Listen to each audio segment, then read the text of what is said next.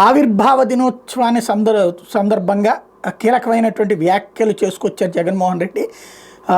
కళ్ళు మూసి తెరిచేసరికి ఇప్పటికే దాదాపు సంవత్సరం అయిపోయింది. మరో 3-4 సంవత్సరాలు మళ్ళీ ఈసారి వచ్చేది వైఎస్ఆర్సీపీని.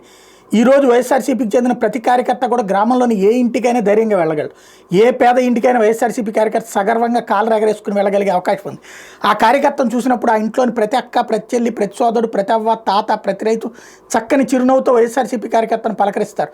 ఎందుకంటే వైఎస్ఆర్సీపీ ఎప్పుడైనా కూడా చెప్పిందంటే చేస్తుందన్నటువంటి నమ్మకం. ఈ రోజున ప్రతి ఇంట్లో కూడా ఆ నమ్మకాన్ని ప్రతి ఇంట్లో కూడా అది ఉంది కాబట్టినే మనం ధైర్యంగా ఉండొచ్చు.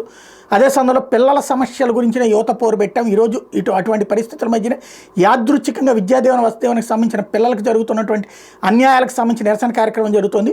కూటమి ప్రభుత్వం వచ్చి దాదాపు 10 నెలలు అవుతుంది. 10 నెలల కాలంలో ఎన్నికల వేళ వాళ్ళు చెప్పిన సూపర్ 6, సూపర్ 7 హామీలని గాలికి ఎగిరిపోయి వ్యవస్థలన్నీ కూడా చదువులు కానీ, వైద్యం కానీ, గవర్నెన్స్ కానీ, వ్యవసాయం కానీ ఏది చూసినా కూడా వ్యవస్థలను నిర్వీర్యం అయిపోయి అదే పరిస్థితి కనబడుతుంది.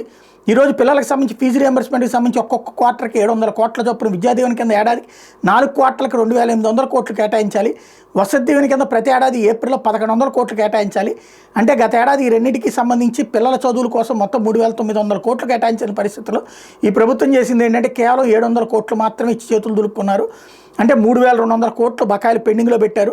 అదేవిధంగా ఏడాది 2025-26కి సంబంధించి చూస్తే విద్యాదీవెన కింద 2800 కోట్లు, వసతి దీవెన కింద 1100 కోట్లు, మొత్తం మరో 3900 కోట్లు. అంటే ఈ మొత్తం గత ఏడాది పెట్టిన బకాయి 3200 కోట్లు అన్నీ కలిపి మొత్తం దాదాపు 7100 కోట్లు కేటాయించి పిల్లల్ని ఆదుకోవాల్సింది పోయి కేవలం 2600 కోట్లు మాత్రమే నామమాత్రంగా కేటాయించి పిల్లలు చదువులతో ఆడుకుంటున్న ఈ ప్రభుత్వానికి బుద్ధి చెప్పే కార్యక్రమం, పిల్లలు వారి తల్లిదండ్రులతో కలిసి చేసే కార్యక్రమం కూడా ఈరోజు యాదృచ్ఛికంగా జరిగిందని చెప్తూ వైఎస్ఆర్సీపీ ఎప్పుడు కూడా ప్రజలకు తోడుగా ఉంటుంది, వాళ్ళకి ఎప్పుడు కూడా అండగా నిలబడుతుంది, ప్రజల తరపున ఎప్పుడు గొంతుకే వాళ్ళకి అండగా ఉంటుందని మరోసారి తెలియజేస్తున్నానని ప్రకటించుకొచ్చారు.